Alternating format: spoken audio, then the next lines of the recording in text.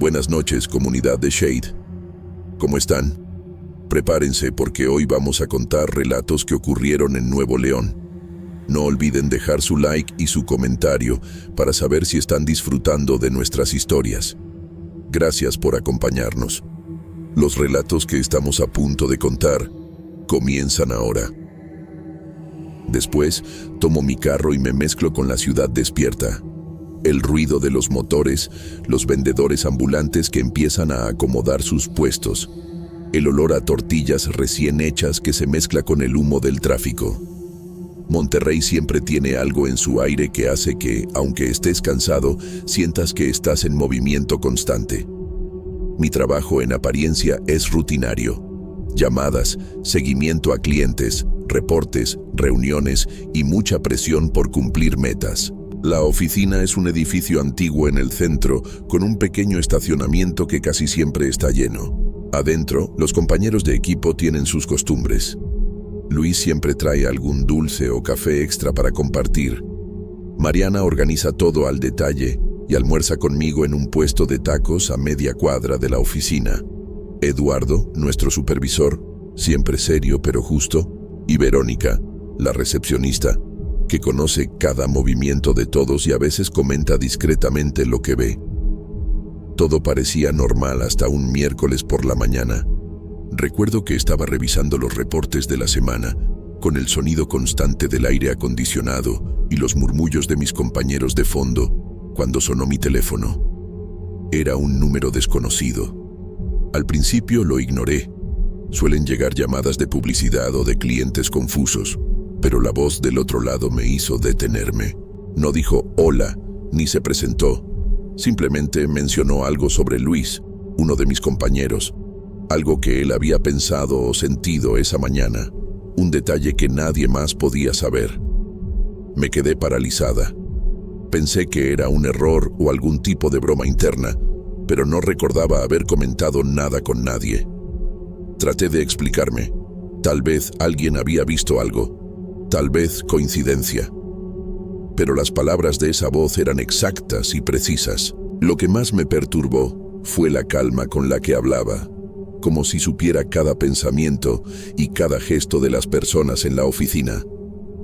Al día siguiente, la llamada volvió. Esta vez mencionó algo sobre Mariana, un detalle privado que ella no había compartido con nadie. Un pequeño problema familiar que la tenía preocupada. Yo intenté hablar con ella de manera casual, preguntando indirectamente si todo estaba bien, y me confirmó lo que la voz había dicho. Todo coincidía de manera escalofriante. Comencé a sentir un nudo constante en el estómago. Cada vez que sonaba el teléfono, mi corazón se aceleraba. Traté de racionalizarlo. Quizás alguien estaba observando a la oficina, escuchando conversaciones. Revisé el teléfono, busqué el número, lo rastreé, pero siempre aparecía como desconocido, imposible de localizar. Empecé a mirar a mis compañeros con recelo, preguntándome si alguno estaba detrás de esto. Nada encajaba. Ninguno podía haber sabido esos secretos. La voz continuó apareciendo de manera regular. Comentó cosas sobre Eduardo, sus preocupaciones ocultas, sobre Verónica, su vida personal y pequeños detalles que ella ni siquiera había mencionado en voz alta. Cada vez que algo era dicho por la voz, se confirmaba horas o días después. Me sentía atrapada entre la incredulidad y el miedo. Empecé a notar cambios en mí misma. La ansiedad se volvió constante. El simple sonido de un timbre, un teléfono que vibraba en la bolsa, me hacía mirar a mi alrededor con desconfianza. En el trabajo ya no podía concentrarme del todo. Cada sonrisa, cada gesto de mis compañeros parecía esconder un mensaje que yo no podía descifrar. La rutina diaria se volvió pesada, y cada noche me iba a dormir con el temor de recibir otra llamada, aunque no supiera qué deciría ni a quién afectaría. Lo peor era la sensación de que esto no se detendría. Intenté hablar con alguien, pero no podía explicar lo que estaba pasando sin que sonara ridículo. Solo podía vivir con el miedo silencioso que se instaló en mí. La ciudad seguía su ritmo afuera. El tráfico, los vendedores, los edificios altos del centro. Pero adentro de mí, algo había cambiado. Cada sonido, cada sombra, cada conversación podía ser un anuncio de lo que la voz sabía y lo que estaba por venir. No podía dejar de pensar quién estaba detrás de esto y cómo sabía tantas cosas. La incertidumbre se volvió mi compañera más cercana y la rutina que antes era cómoda ahora parecía una trampa constante. Sentía que la voz me estaba observando, aunque no tuviera manera de comprobarlo. Y eso, más que cualquier predicción, era lo que me aterraba realmente. La certeza de que algo que no podía controlar estaba infiltrándose en mi vida, lenta, silenciosa y precisa. Después de varias semanas recibiendo esas llamadas, empecé a notar que ya no solo hablaban de mis compañeros de oficina. La voz empezó a mencionar cosas de mí, de mi vida cotidiana, cosas que yo nunca había compartido en el trabajo ni con nadie en casa. Al principio quise pensar que era coincidencia, que tal vez mi mente estaba jugando trucos por la presión del día a día, pero la frecuencia y la precisión de la información me dejaron sin argumentos. Recuerdo una mañana mientras tomaba café de olla en la cocina de mi apartamento, revisando rápidamente los correos antes de salir, cuando el teléfono volvió a sonar. El número era desconocido, como siempre. La voz, pausada y fría, mencionó un detalle muy íntimo sobre un problema familiar que estaba intentando ignorar. Algo que ni mis amigos más cercanos sabían. Mi corazón se detuvo por un instante. Sentí un nudo en el estómago, el sudor frío recorriendo mi espalda y una mezcla de incredulidad y terror que me dejó temblando. Desde ese día, las llamadas dejaron de ser solo sobre mis compañeros y empezaron a perfilar mi vida personal. La voz decía cosas sobre mis hábitos, mis miedos y hasta mis decisiones más pequeñas. Era como si alguien pudiera ver cada rincón de mi existencia. Intenté racionalizar. Revisé mi casa, cambié contraseñas, pensé si había cámaras o micrófonos ocultos, pero nada tenía sentido. La sensación de invasión era total, y no importaba lo que hiciera, la voz siempre sabía. Al mismo tiempo, empezaron los sueños. Pesadillas que se repetían con una precisión escalofriante. Un hombre alto, vestido completamente de negro, aparecía en lugares familiares. La calle donde tomo el autobús, los pasillos del edificio de oficinas, incluso la cocina de mi apartamento. No decía nada, solo me observaba, y yo despertaba con el corazón desbocado, empapada en sudor, con una sensación de que algo terrible estaba por suceder. Cada noche temía dormirme. La voz, en alguna de esas llamadas, me había dicho que pronto conocería a ese hombre, pero nunca especificó cuándo ni cómo. Ese pensamiento se convirtió en una sombra constante sobre cada momento del día. Una tarde, mientras revisaba archivos antiguos en un estante de la oficina, encontré unas cintas de grabación de audio de un ex empleado que había trabajado allí años atrás, fallecido hace 5 años. Por alguna razón, estaba allí, olvidadas, acumulando polvo. Movida por la curiosidad y un impulso inexplicable, tomé una de las cintas y la escuché en un pequeño reproductor que encontré en un cajón. Al principio todo parecía normal.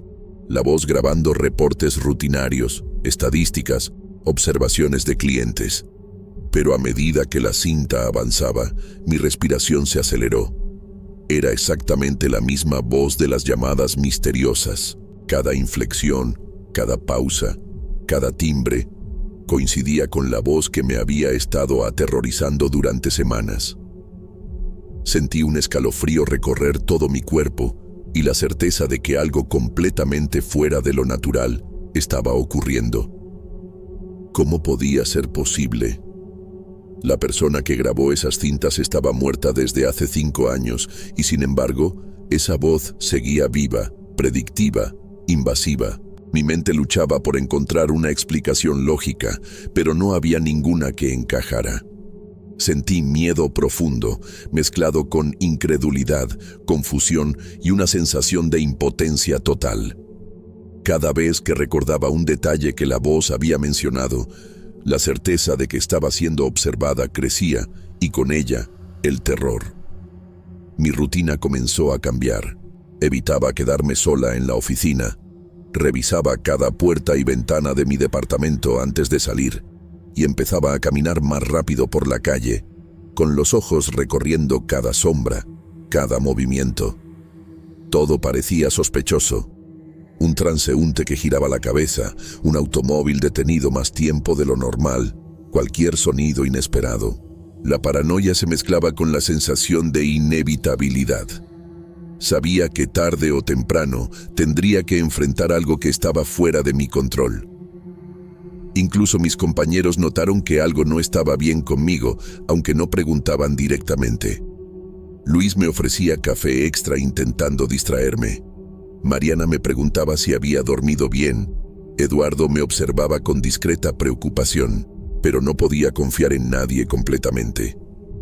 La voz parecía estar un paso adelante, siempre un conocimiento que yo no podía evitar. Cada noche, los pesadillas regresaban. El hombre sombrío estaba más cerca, más definido, con una presencia que me hacía temblar incluso al despertar. No me hablaba, pero su sola aparición en mis sueños me transmitía una sensación de amenaza inminente. La combinación de las llamadas, la voz del fallecido y los sueños creó un estado constante de alerta, ansiedad y miedo. Sentía que la realidad y la pesadilla se estaban mezclando de manera irreversible. Ya no era solo un misterio en la oficina. Era mi vida entera la que estaba siendo vigilada, evaluada, jugada por algo que no podía comprender. La voz había trascendido lo cotidiano, había atravesado la barrera entre la vida y la muerte, y me estaba diciendo, de manera indirecta y aterradora, que no había escape posible. Desde que descubrí la voz en las cintas del ex empleado fallecido, la sensación de que no podía controlar nada se intensificó. Cada día en la oficina era una prueba silenciosa. Revisaba los reportes, hablaba con compañeros de manera indirecta sobre asuntos triviales y observaba sus gestos con una mezcla de sospecha y miedo. Cada sonrisa, cada comentario casual, me parecía que podía ocultar una señal que la voz ya había anticipado. Las llamadas continuaban, pero ahora ya no solo predicen pequeños detalles. Comenzaron a advertirme sobre cosas graves. Recuerdo que un lunes por la mañana, la voz mencionó un accidente que involucraría a Luis. Traté de ignorarlo, convencida de que era imposible, de que mi mente estaba fabricando conexiones. Pero esa tarde, al enterarme por Verónica, me confirmaron que Luis había sufrido un choque leve en su camino al trabajo. No estaba herido de gravedad, pero la precisión de la predicción me dejó temblando. La incredulidad se mezcló con terror. No era coincidencia. No podía serlo. Cada día me sentía más aislada. Intenté racionalizar y proteger mi vida. Cambié mi ruta al trabajo. Revisé cada cierre de puerta en mi departamento. Hasta evitaba mirar a los ojos a los desconocidos en la calle. Pero la voz siempre estaba un paso adelante. A veces, durante las pausas en la oficina, sentía que todo el edificio conspiraba en mi contra. Los murmullos de compañeros, las sombras que se movían al borde de mi visión, incluso el sonido del teléfono sonando, parecía adquirir un sentido amenazante. Los pesadillas con el hombre sombrío aumentaron en intensidad. Ahora no solo aparecía en lugares familiares, parecía observarme desde la distancia, moverse entre sombras de la ciudad. Incluso a veces lo sentía cerca mientras caminaba sola por Monterrey. Su presencia provocaba un frío profundo que se extendía por mi espalda y brazos, como si algo físico estuviera absorbiendo mi calor. Despertaba sudando, con el corazón acelerado, temblando y con la sensación de que no podía escapar. Un día, la voz hizo una predicción sobre mí que me paralizó completamente. Mencionó un evento que afectaría directamente mi vida personal, algo que había intentado evitar durante meses. No dijo detalles específicos, solo indicios suficientes para que mi mente se llenara de imágenes aterradoras. Durante horas permanecí en mi escritorio, incapaz de concentrarme, con la sensación de que cada movimiento estaba siendo observado y calculado. Mis compañeros empezaron a notar cambios en mi comportamiento. Mariana comentó de manera indirecta que parecía cansada y distraída. Eduardo me sugirió que descansara más, sin entender del todo lo que me ocurría. Luis me miraba con preocupación silenciosa, como si supiera que algo no estaba bien. Pero no podía contarles la verdad, no podía explicar las llamadas, las cintas, ni los sueños. Sonaría absurdo, así que me quedaba atrapada en un silencio aterrador, conviviendo con mi miedo y la certeza de que algo inevitable se acercaba.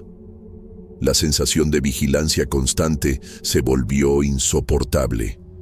Cada sonido inesperado, un timbre, el crujido del piso, un auto que pasaba, me hacía girar la cabeza buscando a alguien o algo que no estaba ahí, o que quizás sí. La voz y los sueños se fusionaban en mi mente. A veces creía escuchar la misma entonación del hombre sombrío en las llamadas.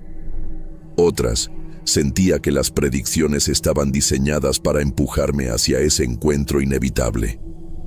Un día, después de salir de la oficina más temprano que de costumbre, decidí caminar por una calle poco transitada para despejar la mente. Cada paso resonaba en mi cabeza, y el eco de mis propios pensamientos se mezclaba con la sensación de que alguien me seguía.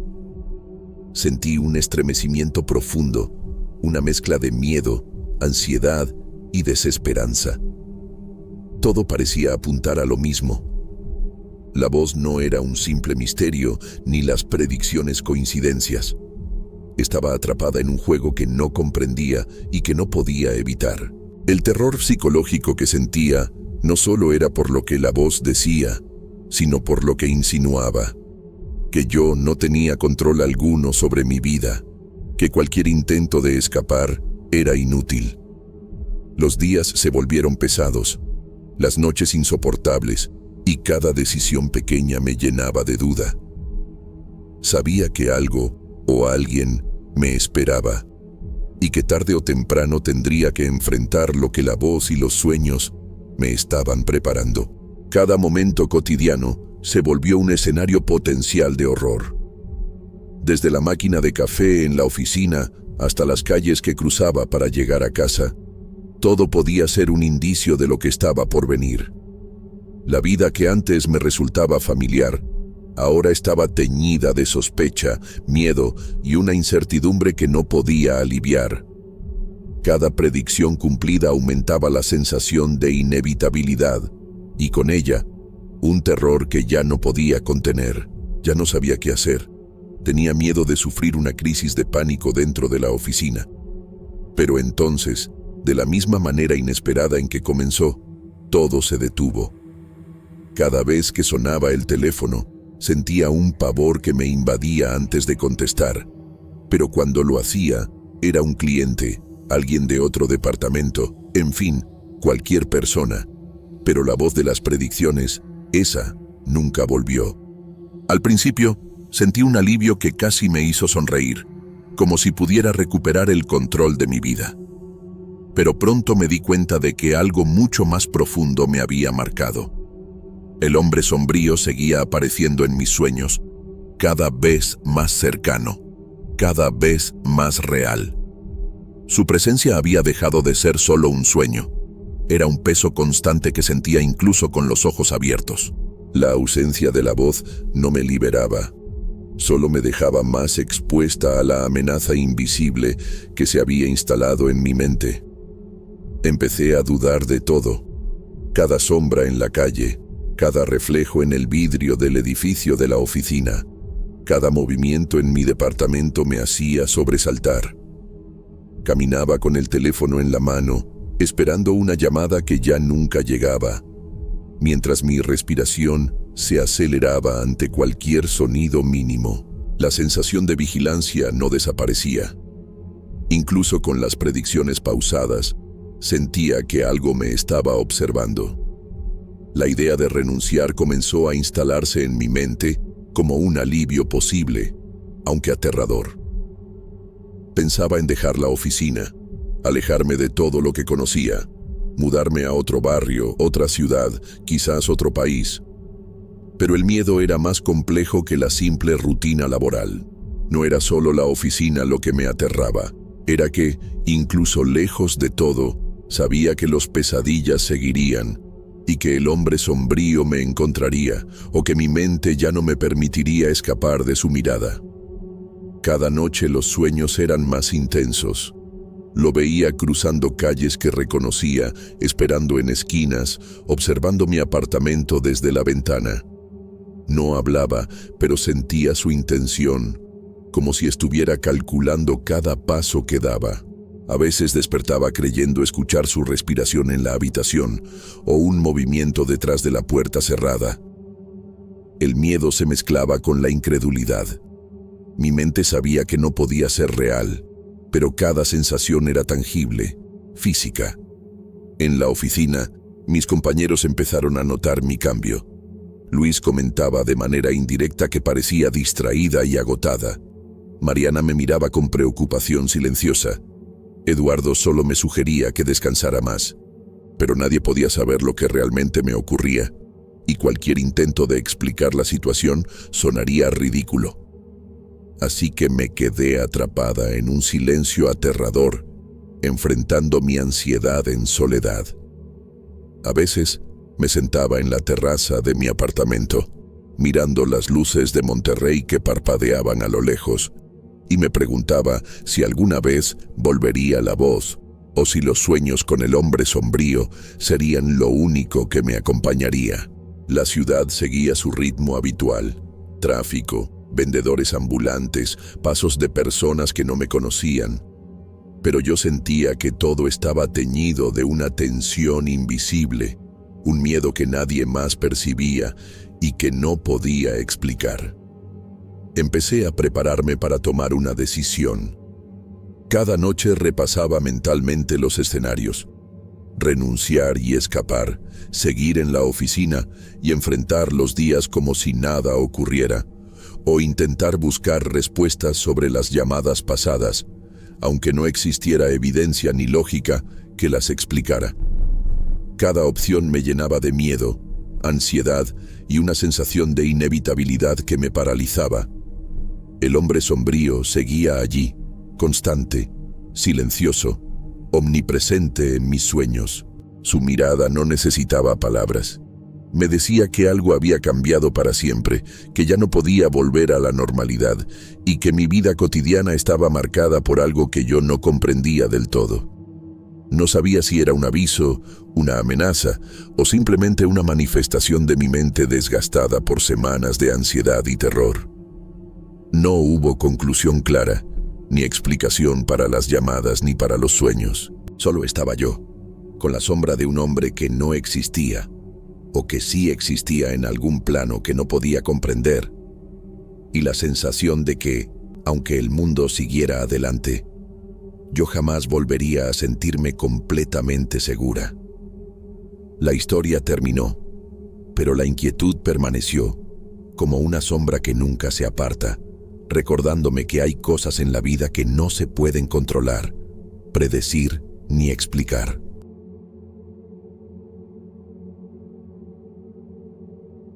Me llamo Dario, tengo 23 años y vivo en un pueblo pequeño del interior de Nuevo León. Mi familia es lo único que me mantiene con los pies en la tierra, aunque últimamente siento que hasta ellos me observan con desconfianza. Vivo con mi mamá, Sandra, que siempre está preocupada por todo y mantiene su fe firme. Mi papá, Miguel, serio y casi siempre en silencio, pero con una mirada que te hace sentir pequeño. Y mis hermanos, Francine y Diego, que pelean entre ellos, pero todavía me respetan, creo.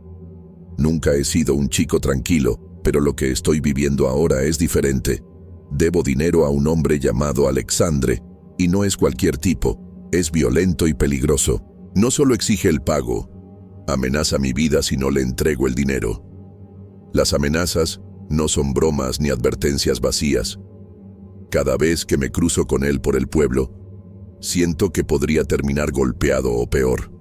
He visto lo que es capaz de hacer con otros, y sé que si no pago, él no dudará en cumplir sus amenazas. Intenté buscar dinero de manera legal, trabajar en la construcción, ayudar en el campo, pedir algún préstamo pequeño a conocidos. Nada funcionó. Mi miedo crecía con cada día que pasaba sin dinero. Sabía que si Alexandre decidía actuar, no habría forma de detenerlo. Sentía que mi vida estaba en riesgo y que no podía contarle nada a mis padres. Pensé en su reacción, en la decepción, en la preocupación que los consumiría, y eso me paralizaba aún más. Fue entonces cuando recordé a mi abuela Anastasia, que falleció hace unos meses. Ella había sido una mujer fuerte, de carácter firme, y siempre cuidó de nuestra familia. Sabía que había sido enterrada con algunas joyas antiguas, reliquias que habían pasado por varias generaciones. Al principio, la idea de tocar su tumba me parecía imposible, algo que jamás haría. Pero la desesperación y el miedo comenzaron a transformarla en una solución. Cada amenaza de Alexandre aumentaba mi ansiedad. La necesidad de sobrevivir y protegerme de su violencia se mezclaba con culpa y terror. Pensaba en las joyas y en cómo podrían saldar mi deuda y salvar mi vida. Me repetía que era solo un medio para sobrevivir, pero en el fondo sabía que estaba a punto de cometer un acto imperdonable. Pasé días en vela, pensando en cómo lo haría, cómo evitar ser visto, cómo cavar sin que nadie lo notara. Miraba a mi familia desde la distancia, sintiendo miedo de acercarme y confesar lo que pasaba. Cada vez que escuchaba un golpe en la puerta, un paso fuera de la casa, sentía que era Alexandre viniendo por mí. La tensión era constante, y el miedo de morir se mezclaba con la culpa de traicionar a mi abuela. Finalmente, después de recibir otra amenaza directa de Alexandre, una en la que dejó claro que si no pagaba, él vendría por mí y no tendría piedad, sentí que no tenía elección. La decisión estaba tomada. Iba a ir al cementerio y tomar las joyas de mi abuela Anastasia. El miedo me paralizaba y al mismo tiempo sentía una extraña determinación. Cada segundo que pasaba sin actuar me acercaba más a un destino que no quería imaginar. Caminé por mi cuarto, observando la ventana hacia el cementerio en la colina, sintiendo el viento frío atravesar la habitación.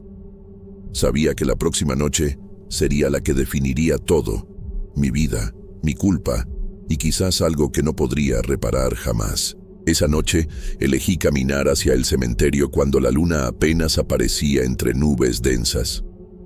El viento traía un frío seco que me calaba los huesos y hacía crujir las ramas de los árboles secos a lo largo del camino de tierra.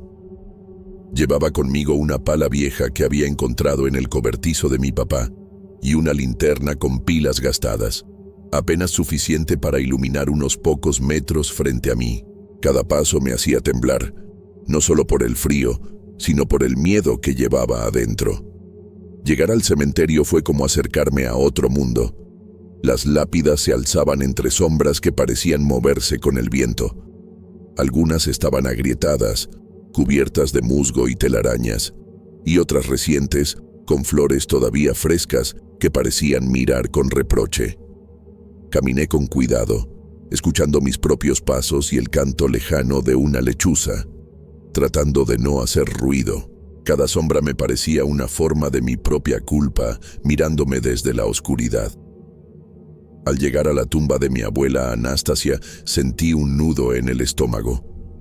La tierra todavía estaba húmeda por la lluvia de días pasados y el olor a barro mezclado con algo más indescriptible me revolvía el estómago. Cada palada que levantaba me hacía sentir que estaba cavando no solo en la tierra, sino en algo prohibido, en un límite que jamás debía cruzar. La culpa me golpeaba con fuerza y me obligaba a respirar hondo para no desmayarme. Cuando finalmente alcancé el ataúd, mis manos temblaban mientras trataba de quitar la tapa. El metal crujió y mi corazón se aceleró hasta dolerme en el pecho. Al abrirlo, me encontré con el cuerpo de mi abuela. La rigidez y el frío eran insoportables. Sentí asco, miedo y un dolor profundo que no podía controlar. Ella parecía observarme incluso en la muerte. Y por un instante, todo lo que sentí fue parálisis. Mi mente gritaba que debía detenerme, que lo que estaba haciendo era monstruoso, pero la necesidad de salvar mi vida y pagar mi deuda me empujó a seguir. Dentro del ataúd, las joyas estaban envueltas en un pañuelo viejo, brillante aún a la luz tenue de mi linterna. Tomarlas fue un acto casi mecánico, como si otra parte de mí lo hiciera, separada del terror que me consumía. Cada pieza que metía en mi bolsillo era un peso en mi conciencia. Sentía que con cada joya, mi abuela me reprochaba desde algún lugar que no podía ver ni tocar. Cuando terminé, cerré el ataúd con cuidado, tratando de dejarlo como estaba. La tierra que había removido cayó sobre la tumba con un sonido que me pareció demasiado fuerte, como un eco de mi culpa. Cada golpe de pala sobre el barro húmedo me hacía pensar en lo que había perdido, en lo que estaba rompiendo dentro de mí mismo. El camino de regreso a casa fue peor que el de ida. Cada sombra, cada árbol, cada ruido del viento me parecía una advertencia. Sentía que ella estaba siguiendo mis pasos, que me observaba desde las sombras. Mis piernas temblaban y mi corazón latía descontrolado.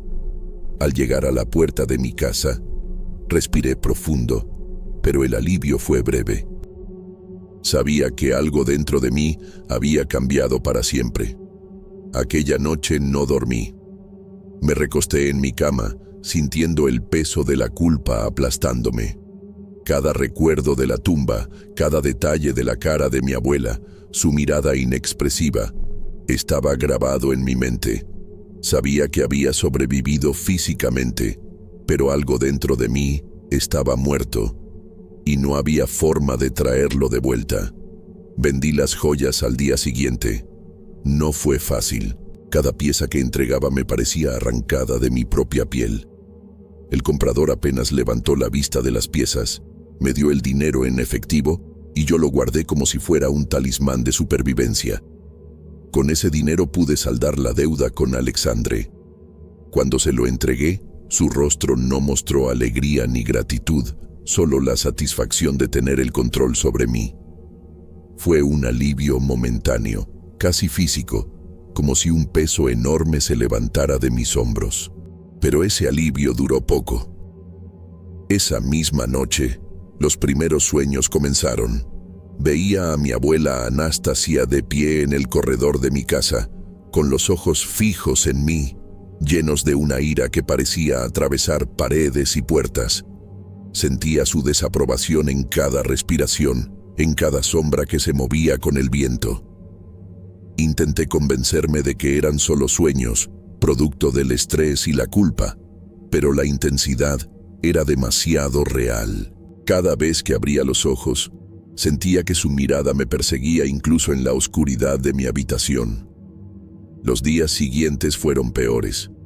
Objetos que dejaba en un lugar aparecían en otro sin explicación. La puerta de mi cuarto se cerraba sola a veces, y escuchaba pasos en el pasillo cuando sabía que todos dormían. Sentía un frío repentino recorrer mi espalda, un aliento que no era mío, y la sensación de que alguien me observaba. Cada ruido cotidiano, el crujido de la madera, el viento golpeando las ventanas, el maullido de un gato, se convertía en una amenaza. Intenté seguir con mi rutina normal, pero era imposible. Cada vez que veía a mi madre, Sandra, sentía culpa y miedo al mismo tiempo. No podía contarle lo que había hecho, y su fe católica me recordaba lo que había profanado. Mi padre, Miguel, notaba mi inquietud, y aunque no preguntaba nada, yo sentía su juicio silencioso. Mis hermanos, Francine y Diego, notaban que me aislaba, que ya no era el mismo. Todo se volvió más pesado, más oscuro. Mi mente empezaba a jugarme malas pasadas.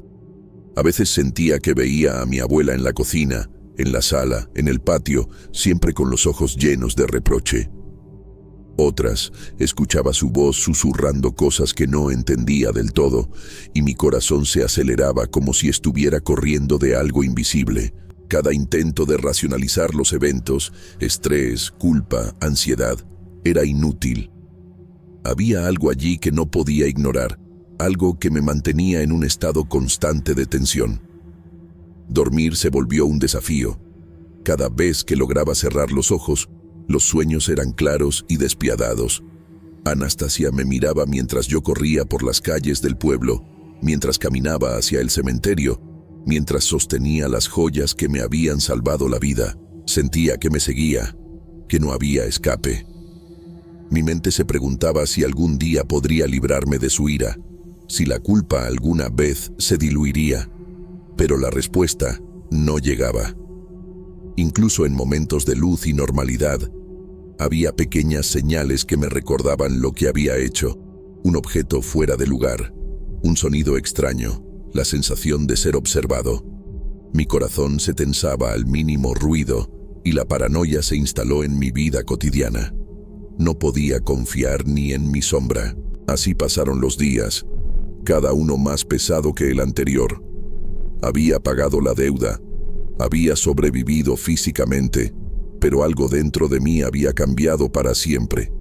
Mi abuela, o lo que quedaba de su presencia, parecía acompañarme, esperando que entendiera lo que había hecho.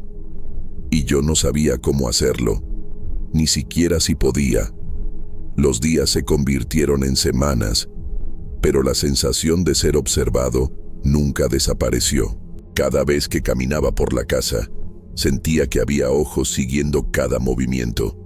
La presencia de mi abuela Anastasia ya no era solo un recuerdo o un sueño.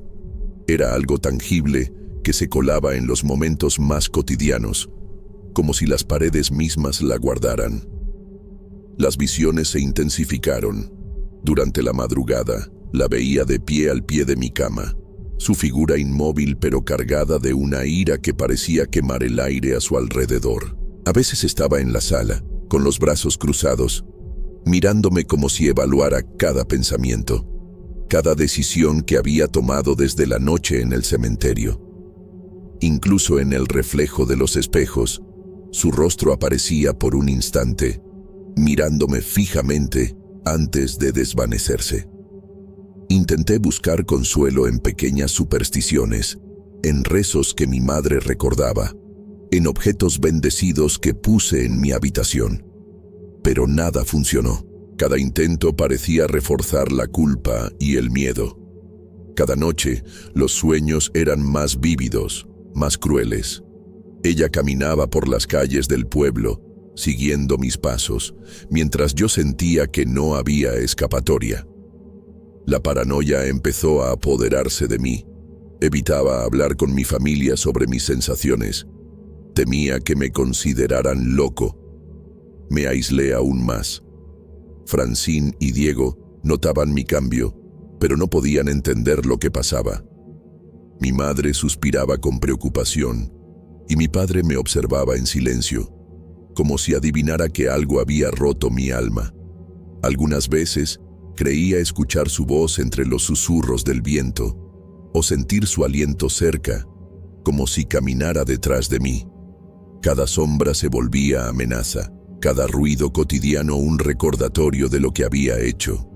La sensación de culpa era tan real que parecía tomar forma física, aplastándome contra la cama, impidiéndome respirar con normalidad. Sentía tanta culpa que comencé a ir al cementerio a rezar junto a su tumba, pidiéndole perdón por haber tomado las joyas. Las manifestaciones disminuyeron un poco, como si sus ojos se suavizaran un instante, pero no desaparecieron.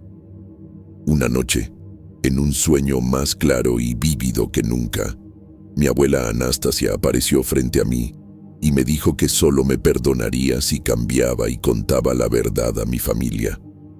pero el miedo y la vergüenza me hicieron negarme. Al despertar, su presencia seguía, pero yo seguía en silencio, incapaz de confesar lo que había hecho y atrapado en la misma rutina de terror y culpa. A veces, en mis sueños, intentaba disculparme, suplicar perdón por haber profanado su tumba y tomar lo que no era mío. Pero ella permanecía firme, implacable, con los ojos llenos de desaprobación, y al despertar, la sensación no desaparecía. Sabía que me observaba incluso en la realidad, aunque no pudiera verla con claridad. El tiempo pasó y comprendí que no habría un cierre, que lo que había hecho no podía deshacerse.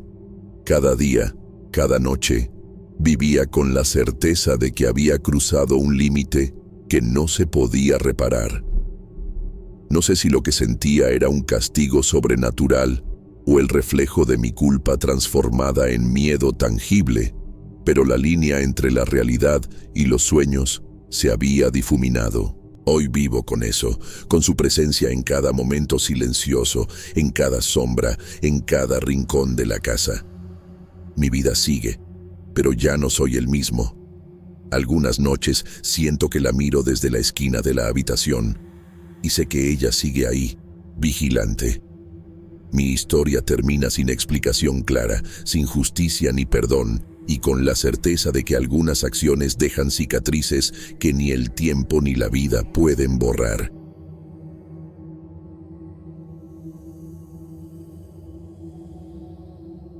Me llamo Marco. Tengo 42 años y siempre he sentido una especie de fascinación por las fotos antiguas. Desde que era adolescente, cualquier imagen antigua que caía en mis manos se convertía en un pequeño tesoro para mí. Ahora vivo en Gualeguaychú, una ciudad tranquila de Nuevo León, junto con mi esposa Luisa y nuestro hijo Romeo, de 16 años.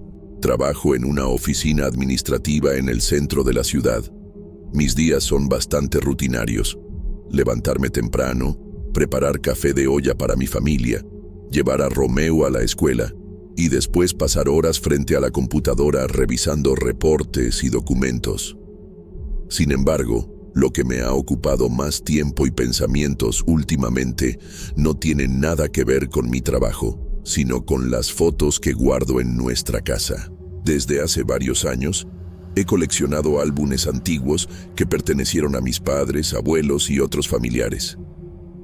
Me gusta sentarme en la sala por las tardes, con una taza de café humeante a un lado, y revisar cada imagen, observando los rostros, los gestos, los detalles de los muebles, la ropa, incluso los objetos que aparecen de fondo. Para mí, cada fotografía es un fragmento del pasado, un hilo que me conecta con quienes ya no están y con historias que casi nadie recuerda. Todo empezó de manera casi imperceptible. Primero noté que algunos detalles de las fotos parecían distintos, pero pensé que eran fallas de la memoria. Un florero que juraba que siempre estaba sobre la mesa en una foto de Navidad simplemente había desaparecido. Un tío al que creía conocer no aparecía en otra imagen donde siempre lo había visto. Al principio, Luisa me dijo que estaba imaginando cosas, que seguramente recordaba mal, pero no pude evitar sentir una extraña inquietud. Romeo también lo notó. Me comentó que algunas caras en los retratos parecían nuevas, personas que nunca habíamos visto en la familia. Al principio, intenté racionalizarlo. Me dije que quizás algún sobrino había modificado digitalmente las imágenes, que era culpa de la luz, del ángulo, de mi propia mente jugando trucos conmigo. Pero pronto comprendí que las variaciones eran demasiado precisas, demasiado consistentes para ser simples errores de memoria. La sensación de desconcierto empezó a invadir mis pensamientos diarios. Incluso durante el trabajo, mi mente vagaba hacia las fotos, imaginando los cambios y cuestionándome a mí mismo. Una tarde, mientras revisaba un álbum viejo de mi abuela en la sala, tuve la primera sensación de que no estaba solo. Miré por la ventana que daba al jardín trasero y creí ver una figura oscura de pie, inmóvil, justo al borde del portón de la casa. Mi corazón se aceleró y casi derramó el café. La figura desapareció antes de que pudiera reaccionar. No alcancé a distinguir rasgos, solo un cuerpo envuelto en sombras que parecía observarme sin prisa. No hablé de esto con Luisa ni con Romeu en ese momento. Me dije que podía ser un juego de la luz o un reflejo, pero algo dentro de mí me decía que aquello no era normal. Después de ese día, las pequeñas alteraciones en las fotos comenzaron a aumentar. Objetos que sabía que siempre habían estado allí desaparecían. Personas desconocidas empezaban a aparecer en imágenes donde nunca habían estado antes. Me encontraba revisando cada foto con detenimiento, comparando álbumes y anotando cambios, como si pudiera entender algún patrón. Sentía una mezcla de miedo y fascinación, como si estuviera presenciando algo que no debía existir, algo que desafiaba la lógica y la memoria. La vida cotidiana comenzó a sentirse extraña.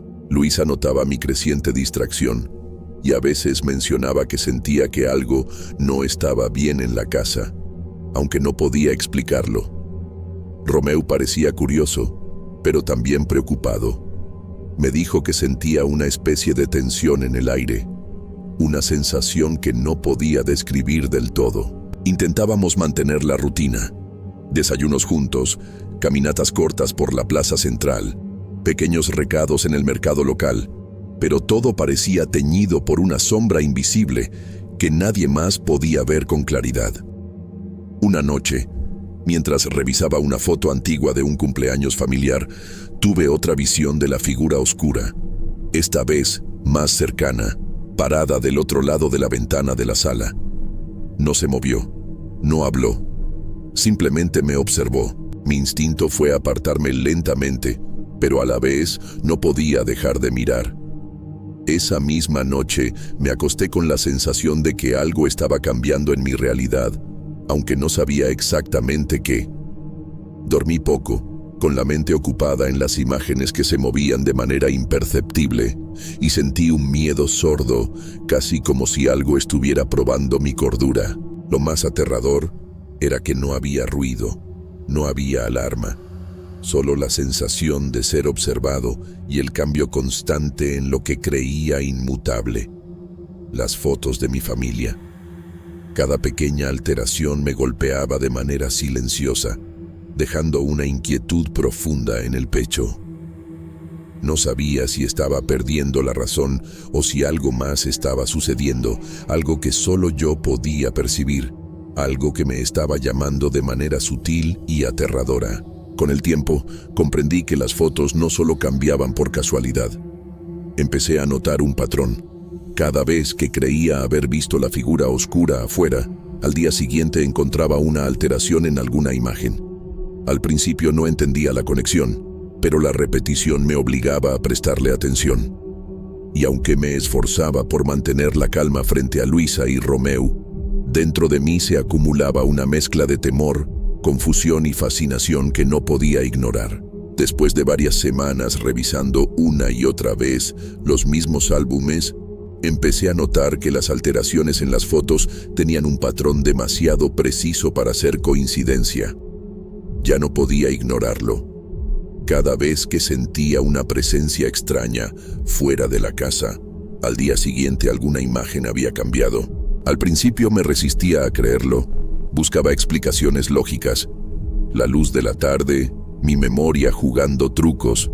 Tal vez alguien había manipulado los álbumes cuando no estaba. Pero la evidencia se acumulaba y la sensación de que algo estaba controlando esos cambios se volvía más concreta, más angustiante. Decidí investigar un poco sobre mi familia, especialmente sobre mi tío Geraldo, de quien apenas se hablaba en las reuniones. Luisa siempre mencionaba que era mejor no recordar demasiado sobre él, que su reputación estaba manchada por rumores de brujería y prácticas ocultas. Romeu escuchaba con atención, intrigado, aunque intentaba mostrarse escéptico. Mientras revisaba viejas cartas y fotografías, encontré una serie de notas sueltas, con símbolos y frases crípticas que nadie en la familia había entendido. Mi corazón se aceleró. Todo parecía apuntar a que mi tío tenía algún tipo de conocimiento o poder que yo no podía comprender. La tensión en casa empezó a hacerse evidente. Luisa comentaba de manera indirecta que sentía cambios en el ambiente, una especie de presión que no podía explicar. Romeu me dijo que sentía que alguien los estaba observando, aunque no podía precisar quién ni cómo. Yo trataba de mantener la rutina, preparar la comida, revisar correos del trabajo, pero cada fotografía que abría era un recordatorio de que algo estaba fuera de control. Mi mente estaba constantemente en alerta. Cualquier sombra afuera de la ventana, cualquier movimiento extraño en el jardín, me hacía tensar los músculos y acelerar el pulso. Una tarde, mientras revisaba un álbum de fotos de la infancia de Luisa, tuve la visión más clara de la figura oscura hasta ese momento. Estaba de pie en el límite del patio, inmóvil, con un porte que parecía silencioso y deliberado. Pude sentir la presencia antes de verla. Un frío intenso que calaba en la piel y un peso en el pecho que no podía explicar. Intenté tomarle una foto con mi celular, pero la imagen salió borrosa, distorsionada, como si la cámara se negara a capturarlo. Fue entonces cuando comprendí que no era un simple reflejo ni un juego de luces. Había algo intencionado en esa aparición. A partir de ese día, empecé a relacionar de manera consciente cada cambio en las fotos con la presencia de aquel hombre oscuro. Objetos que antes estaban en la mesa de la cocina desaparecían. Personas desconocidas aparecían en retratos de fiestas familiares. Los fondos de algunas imágenes parecían alterados, con detalles que antes no estaban.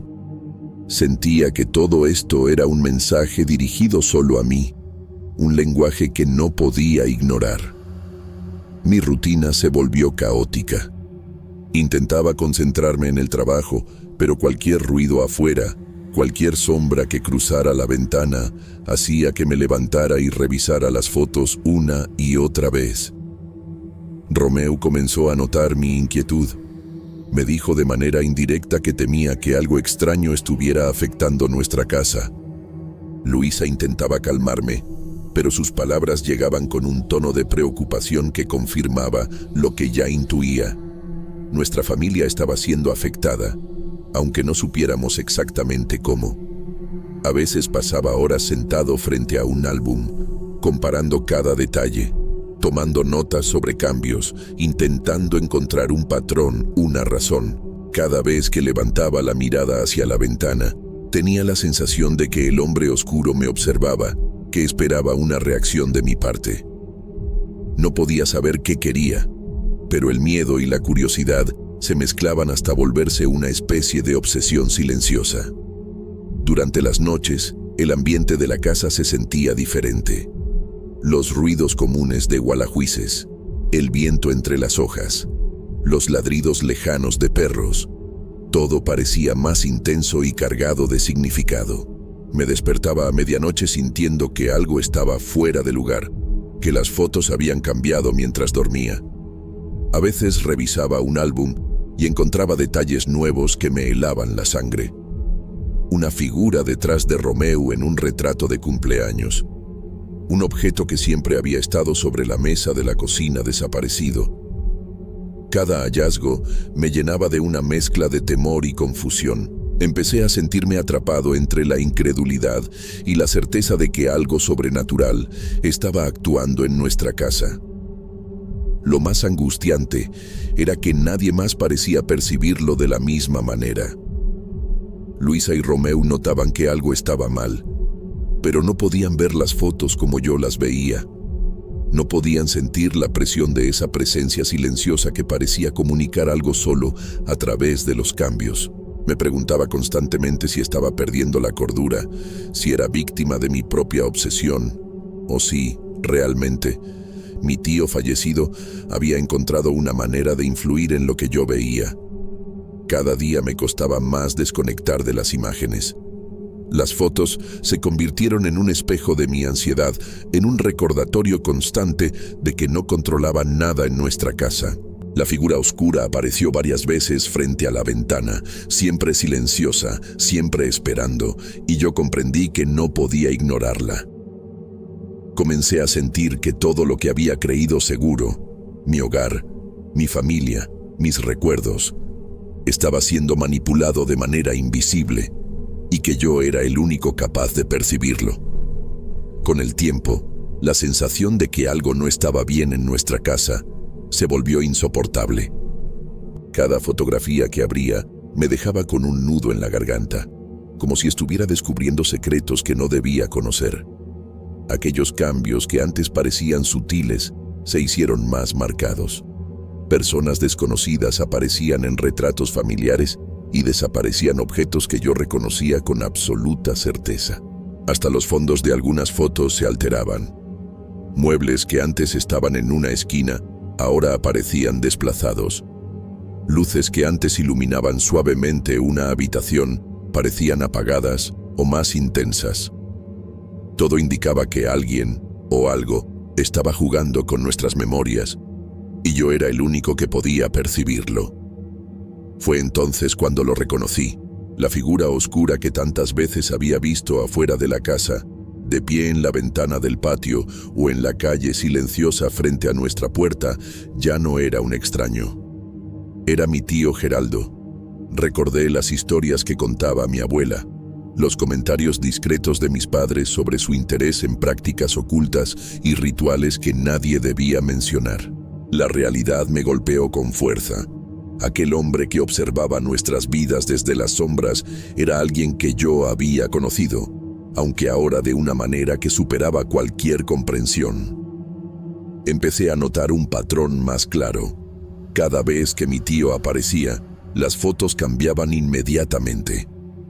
No era casualidad ni producto de mi imaginación. Era una comunicación, una forma de decirme algo que no entendía. Sentí miedo, pero también una curiosidad dolorosa. ¿Qué quería de mí? ¿Por qué había elegido estas fotografías como su medio de contacto? La confusión me consumía y al mismo tiempo me sentía atrapado entre la incredulidad y la certeza de lo sobrenatural. La rutina en casa se volvió tensa. Luisa, aunque no podía ver lo que yo veía, comenzaba a percibir la presión invisible en el aire, los cambios sutiles que alteraban la calma del hogar. Romeo notaba mis ojos fijos en cada imagen, mis manos temblando levemente al comparar álbumes, mis pausas prolongadas mientras analizaba cada detalle. Podía notar la preocupación en ellos, aunque no podían comprender lo que sucedía exactamente. La sensación de amenaza estaba presente en cada comida, en cada paseo por la plaza, incluso en los momentos más cotidianos como preparar café o regar las plantas del jardín. Una tarde, decidí enfrentar lo que estaba ocurriendo. Revisé un álbum de fotos de un cumpleaños familiar, intentando entender el patrón de las alteraciones. Allí estaba él, de pie en la ventana, su silueta oscura recortada contra la luz del atardecer. Por primera vez, sentí que mi miedo y mi fascinación se mezclaban con una especie de respeto temeroso. Cada fotografía que cambiaba parecía un mensaje deliberado, y cada mirada de su figura me hacía comprender que yo era el receptor único de aquello. No había palabras, no había gestos claros, solo estaba él, observando, y yo, tratando de descifrar un lenguaje que no conocía. Empecé a sentir que las fotos eran más que simples imágenes, eran un espejo de nuestra vida y de lo que podía ocurrir si no prestaba atención. Cada cambio me obligaba a reconsiderar mis recuerdos, a cuestionar lo que creía inmutable. A veces me encontraba mirando una fotografía y sintiendo un vacío profundo, como si la realidad misma se desvaneciera ante mis ojos. Las emociones eran intensas, miedo, culpa, ansiedad y una confusión constante que me impedía descansar completamente. En varias ocasiones sentí que mi mente empezaba a jugarme trucos. Me preguntaba si estaba imaginando las apariciones de mi tío, si las fotos realmente cambiaban o si era mi percepción alterada por el estrés y el miedo. Sin embargo, la consistencia de los cambios y la sensación física de su presencia hacían imposible ignorarlo. Era como si una parte de mí supiera que aquello era real, mientras otra parte luchaba por encontrar una explicación lógica y racional. Incluso en momentos simples, como cuando preparaba la cena, la tensión se hacía presente. Cada sonido, desde el viento que movía las hojas hasta un perro ladrando en la distancia, me hacía voltear instintivamente hacia la ventana. Cada vez que lo veía, aunque fuese solo por unos segundos, sentía que la realidad se inclinaba, que mi mundo familiar estaba siendo manipulado. No era un terror estridente ni ruidoso, era silencioso, persistente, y cada foto que cambiaba me recordaba que yo estaba atrapado en un juego que no había solicitado y que no podía comprender. Poco a poco, empecé a aceptar que había una intención detrás de los cambios. Mi tío quería algo, eso era claro, pero el qué no podía adivinarlo. Cada alteración en las fotos parecía una llamada, un recordatorio de que estaba observando, guiando y esperando una reacción de mi parte. La ansiedad se volvió constante. Incluso en los momentos de tranquilidad con Luisa y Romeu, sentía que algo invisible nos vigilaba y que solo yo podía percibirlo con claridad. Aquel miedo silencioso, combinado con la fascinación y la confusión, comenzó a moldear mi vida cotidiana. La casa, antes un lugar seguro, ahora se sentía como un escenario donde la realidad y lo desconocido se mezclaban. Y cada fotografía que abría era un testigo silencioso de que algo más estaba sucediendo. Algo que no podía controlar, pero que me estaba empujando a descubrir la verdad detrás de las imágenes que cambiaban ante mis ojos. Con el tiempo, comprendí que ya no podía ignorar la presencia de mi tío Geraldo, ni los cambios constantes en las fotos. Lo que comenzó como pequeñas alteraciones se volvió un fenómeno que ocupaba cada momento de mi vida.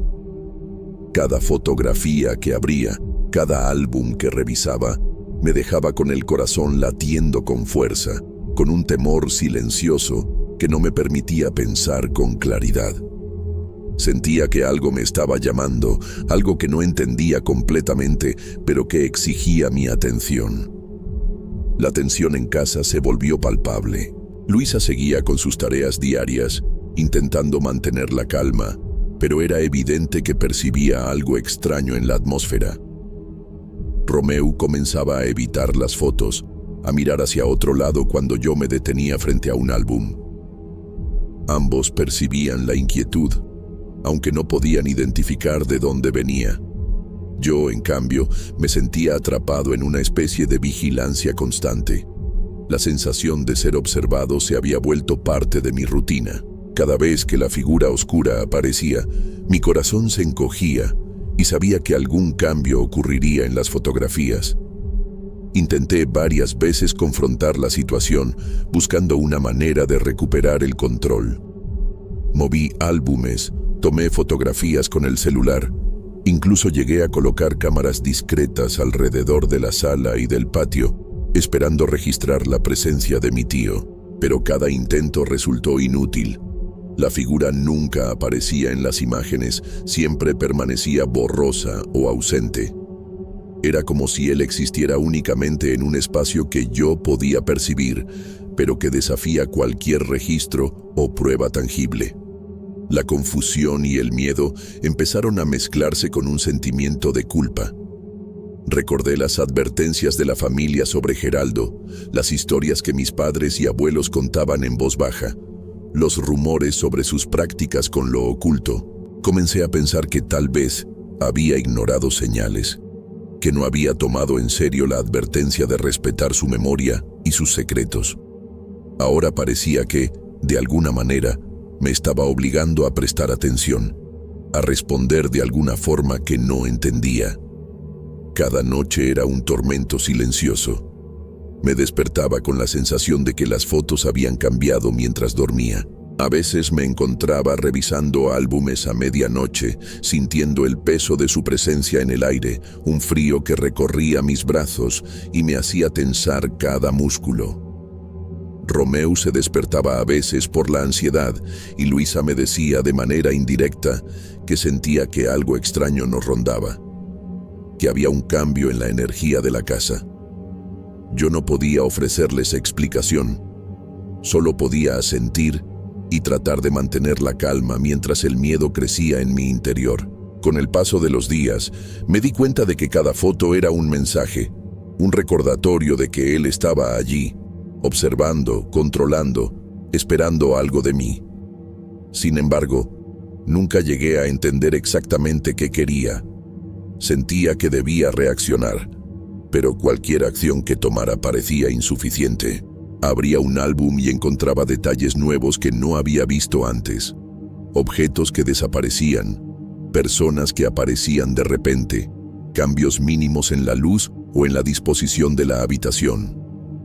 Cada modificación me recordaba que mi percepción de la realidad estaba siendo alterada, aunque no sabía si era por él o por mi propia mente. La vida cotidiana se volvió una serie de precauciones silenciosas. Caminábamos por la plaza del pueblo, hacíamos recados en la tienda, preparábamos la comida, pero todo estaba teñido por una sensación de vigilancia invisible. Yo sentía cada sombra, cada movimiento en el jardín, como señales que solo yo podía interpretar. Romeu y Luisa notaban mi tensión, y yo sentía la presión de protegerlos mientras trataba de comprender lo que ocurría. Al final, comprendí que no habría una explicación clara. La figura oscura seguía apareciendo. Las fotos continuaban cambiando y yo permanecía atrapado entre el miedo y la fascinación. No había forma de probar lo que estaba sucediendo, ni de convencer a nadie de que no estaba imaginando cosas. La incertidumbre se volvió mi compañera constante. Era un fenómeno sobrenatural, un vínculo con mi tío fallecido que no podía comprender, o simplemente una manifestación de mi propia mente bajo estrés extremo. No había respuesta. Intenté alejarme de mi pasión por las fotografías, convencido de que si dejaba de abrir los álbumes y de revisar cada imagen con detalle, quizá podría recuperar algo de paz. Guardé muchos de ellos en cajas en el ático, cubriéndolos para que no los viera durante semanas. Sin embargo, no todos desaparecieron. Algunos seguían sobre la mesa del comedor o en la estantería de la sala, los que más me llamaban la atención por sus cambios inexplicables. Cada vez que pasaba cerca de ellos, sentía un nudo en el estómago, como si estuvieran esperando que los abriera nuevamente, recordándome que el fenómeno no desaparecería simplemente por mi voluntad. Aún intentando distanciarme, la tensión permanecía, y cada sombra afuera de la ventana me hacía temer que mi tío siguiera observando, silencioso y paciente, recordándome que mi retiro de las fotos no era suficiente para escapar de lo que había empezado.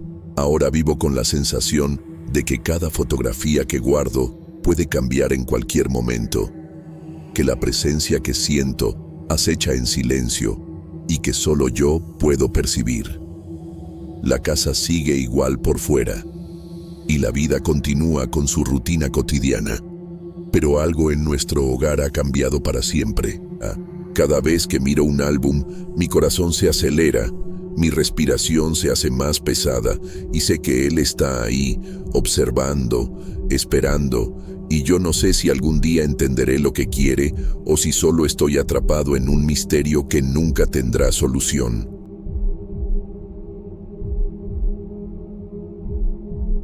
Me llamo Aline y tengo 32 años. Vivo sola en mi departamento en Monterrey, en un barrio tranquilo, de esos donde uno conoce a los vecinos por nombre y saluda cada vez que pasa por la calle. Mi madre, Marialba, es viuda y vive no muy lejos.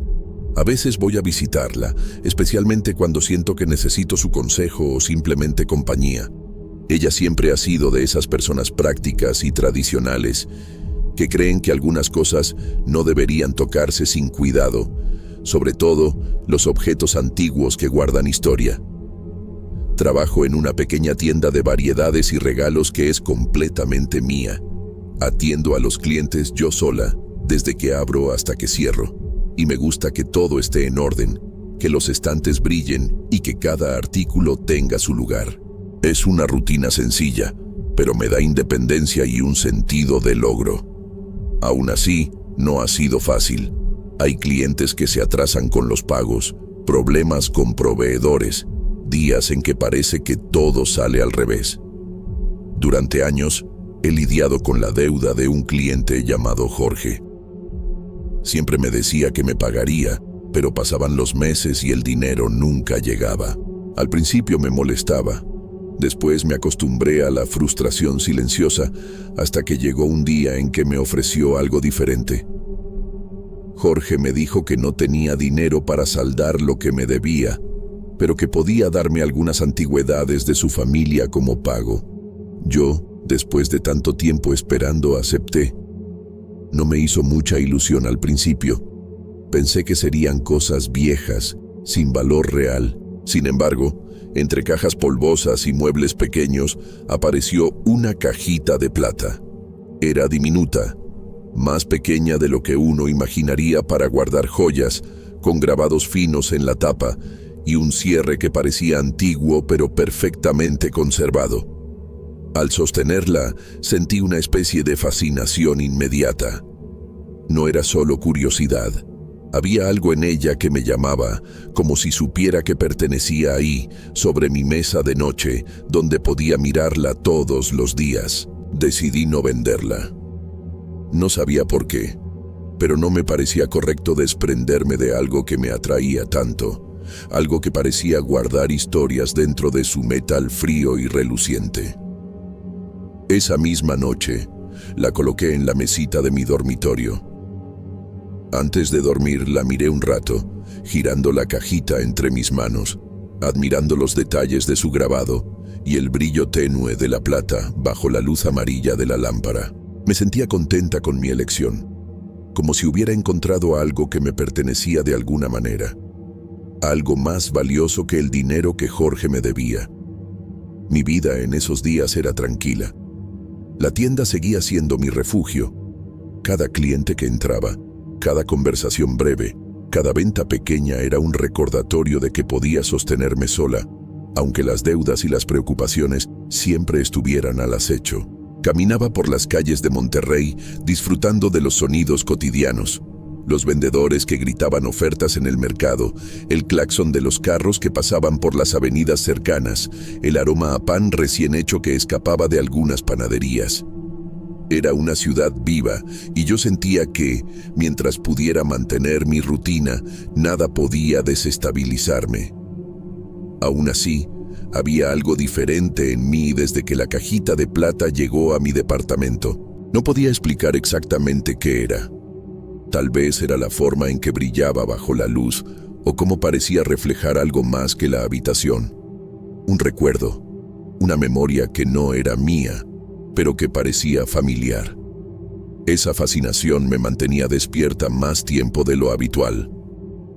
Me encontraba dando vueltas en la cama, pensando en los grabados, en el tacto frío de la plata, en lo pequeña y delicada que era, y aún así tan imponente en su belleza. No sabía en ese momento que esa decisión, tan simple y humana, de guardar algo que me atrajo, sería el inicio de algo que cambiaría mi vida de manera silenciosa y constante.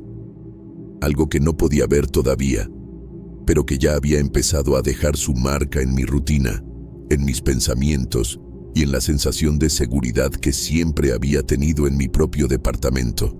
La caja estaba allí, sobre mi mesita, inofensiva a simple vista, brillante y atractiva, y yo no podía imaginar que, a partir de ese momento, cada noche sería un poco más pesada, cada sombra un poco más inquietante, y que la sensación de ser observada se colaría lentamente en mi vida cotidiana. Al principio, no quise darle demasiada importancia a lo que sucedía. Me decía a mí misma que todo era producto del cansancio, del estrés de la tienda, de los días largos y de la soledad que a veces se hacía demasiado evidente en mi departamento. Pero pronto empecé a notar cosas que no podía explicar con tanta facilidad.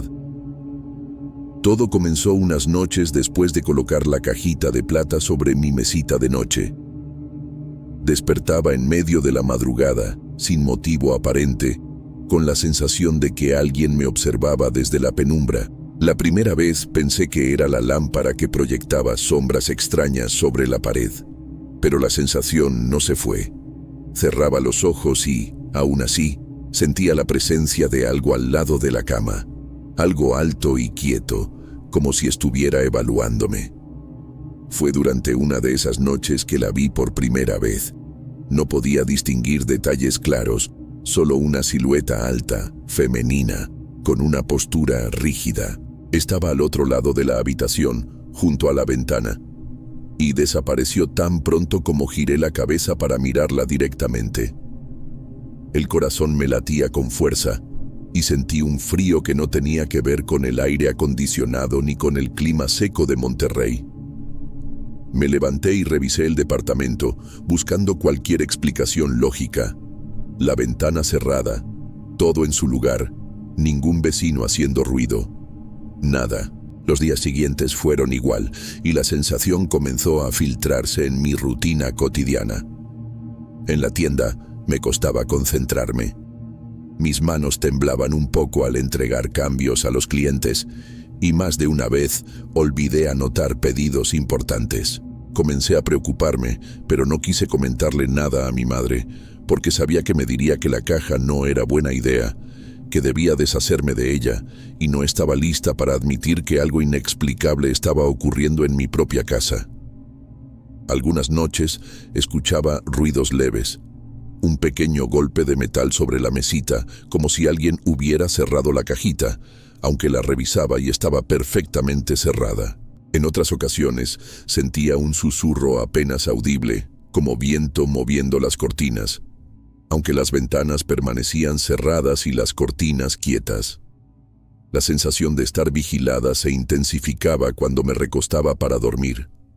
Era como si la silueta estuviera más cerca, observando mis movimientos, mis respiraciones, cada parpadeo mío. La presencia no solo me provocaba miedo, sino una especie de confusión emocional. Por un lado, me fascinaba la cajita. Me parecía hermosa y única. Por otro, me daba terror pensar que algo pudiera estar conectado con ella. Intentaba racionalizarlo. Quizás mi mente estaba jugando con luces y sombras, o el cansancio me hacía percibir figuras donde no existían.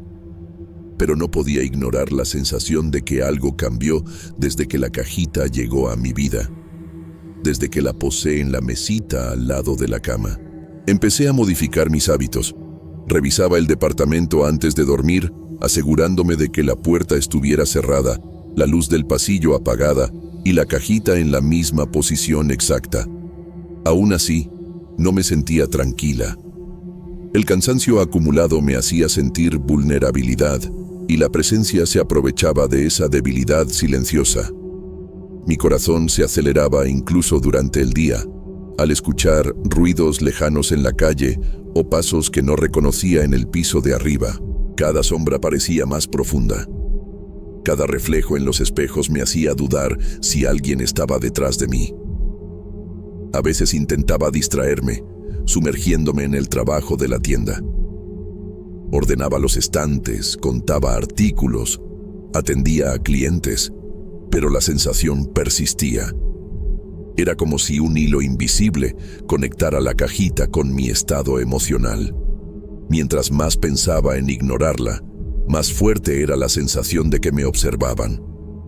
La silueta femenina, alta y silenciosa, se convertía en una presencia constante, casi tangible, aunque solo aparecía en momentos breves y fugaces, dejándome con un vacío de inquietud que no desaparecía ni en la luz del día.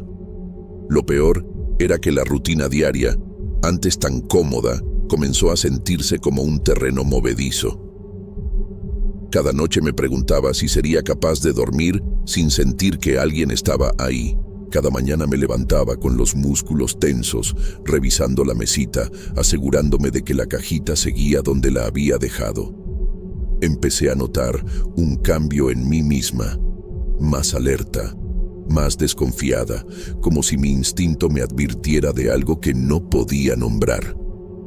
Y aunque intentaba mantener la calma, una parte de mí sabía que algo había cambiado para siempre en mi departamento y en mi vida. Con el paso de los días, la sensación de ser observada dejó de ser solo un pensamiento pasajero. Empezó a acompañarme en cada momento de mi vida diaria, infiltrándose en mi rutina y en los lugares más ordinarios que antes me resultaban seguros. La silueta femenina se volvía más constante, más definida en mi memoria, aunque nunca lograba verla claramente. Siempre estaba justo en el límite de mi visión, alta, quieta, como si midiera mis movimientos y esperara algo de mí. En la tienda, sentía su presencia de manera casi física. Mientras atendía a los clientes, mi mirada se desplazaba involuntariamente hacia la puerta de atrás o hacia las esquinas de los pasillos. A veces, creía percibir un reflejo extraño en el vidrio de los estantes, una sombra que no coincidía con la luz ni con la forma de los objetos. Sentía un cosquilleo incómodo en la nuca, un peso invisible sobre mis hombros que me impedía concentrarme del todo. Empecé a cometer errores que nunca había tenido. Confundir precios, olvidar detalles de pedidos, dejar escapar quejas de clientes por descuido.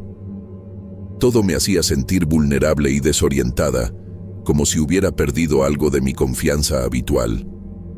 Las noches eran las más difíciles.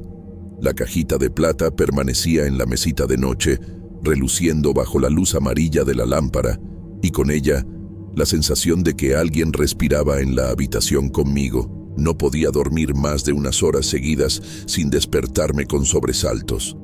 A veces, el ligero sonido de metal moviéndose me hacía incorporar de golpe, solo para encontrar la cajita intacta y el cuarto silencioso, excepto por mi propio corazón latiendo aceleradamente. La silueta parecía volverse más tangible, más cercana, aunque nunca se movía de forma evidente. Era como si se apoyara en el aire mismo, vigilándome. Intenté buscar soluciones lógicas. Revisé el departamento una y otra vez, asegurándome de que no hubiera corrientes de aire, ruidos del exterior, reflejos de luces que pudieran engañarme. Cambié la posición de la cajita, la cubrí con un paño, pero la sensación de ser observada no disminuía. Por el contrario, parecía intensificarse cuando intentaba ignorarla. Me di cuenta de que, sin darme cuenta, la vida que antes consideraba tranquila se había transformado en un estado constante de alerta. Cada sombra se volvía sospechosa, cada ruido inesperado, una amenaza. Hubo pequeños incidentes que no podía explicar. Un vaso que dejé sobre el mostrador de la tienda apareció caído en el piso sin que yo recordara haberlo movido. Algunas luces comenzaron a parpadear en el departamento sin razón aparente y objetos ligeros como revistas y notas aparecían desplazados de su lugar. Comencé a sentir miedo de la cajita misma. Algo en su brillo parecía atrapar mi atención, como si su presencia invocara la sombra que ahora no me dejaba en paz. Me sentía atrapada entre la fascinación y el terror, incapaz de desprenderme de ella, pero cada vez más consciente de su influencia silenciosa sobre mi vida. Mi relación con mi madre Marialba también cambió. La visitaba más seguido, buscando consuelo, aunque no le contaba detalles de la presencia. Ella notaba mi inquietud y me decía indirectamente que me cuidara, que no jugara con cosas antiguas sin entenderlas, que algunas herencias traen recuerdos que no deberían abrirse. Sus palabras me inquietaban más que me tranquilizaban. En el fondo, sabía que tenía razón, pero me resultaba imposible desprenderme de la cajita. Había algo en ella que sentía mío, algo que no quería perder, aunque me costara la paz. Los días se volvieron un hilo tenso entre la vigilia y el sueño. La tienda me exigía concentración. Los clientes no podían percibir mi ansiedad, y aún así, cada instante libre era un recordatorio de la presencia que me acompañaba en mi departamento. El miedo ya no era solo miedo, era fatiga, desconfianza en mis propios sentidos, tensión constante. Empecé a sentir que estaba cambiando. Mis movimientos eran cautelosos, mis pasos medidos, mis pensamientos siempre en guardia.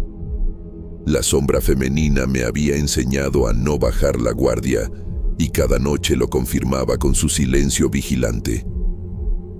Incluso durante el día, al caminar por las calles de Monterrey, sentía su eco en mi mente. Las luces del mercado, los sonidos del tráfico, las conversaciones lejanas parecían resonar con un tono más agudo, más inquietante. Cada vez que entraba en un lugar cerrado, revisaba inconscientemente cada rincón, como si la presencia pudiera aparecer en cualquier momento. Todo lo cotidiano se había vuelto sospechoso, y yo comenzaba a preguntarme si alguna vez volvería a sentirme segura en mi propia vida, si algún día podría cerrar los ojos sin sentir que la sombra estaba a centímetros de mí, observando. Con el tiempo, la presencia se volvió casi parte de mi vida. Cada noche, al acostarme, sentía ese peso silencioso, ese frío inexplicable que atravesaba mi cuerpo. No era agresiva, al menos no físicamente, pero su vigilancia constante me desgastaba, me dejaba agotada al despertar. Empecé a darme cuenta de que la cajita de plata había dejado de ser un simple objeto bonito para convertirse en el centro de un tormento silencioso, uno que infiltraba mis emociones y mi percepción del mundo. Por primera vez, me cuestioné si había hecho bien en quedármela. Recordaba cómo Jorge me había dado las antigüedades con cierta tristeza, cómo me había asegurado que no podía pagar con dinero y que estas cosas eran lo mejor que podía ofrecer. Al principio sentí compasión y un impulso de generosidad. Ahora sentía culpa mezclada con miedo. Cada vez que veía la cajita sobre mi mesita, no solo la admiraba, también sentía una presión sutil, como si me recordara que había tomado algo que no debía, que había aceptado más que un simple objeto. Había aceptado algo que tenía su propia voluntad, de alguna manera que no podía comprender. Fue entonces cuando tomé la decisión. Llevé la cajita a un anticuario cercano, uno que conocía de tiempo y en quien podía confiar. Sabía que al venderla, no solo recuperaría el dinero que representaba, sino que también me liberaría de la influencia que empezaba a dominar mi vida. Mientras la entregaba, sentí un alivio inmediato, pero también un nudo en el estómago, como si estuviera dejando ir algo que había sido parte de mi historia, aunque fuera un objeto pequeño. Esa primera noche después de vender la cajita fue rara. No hubo ruidos.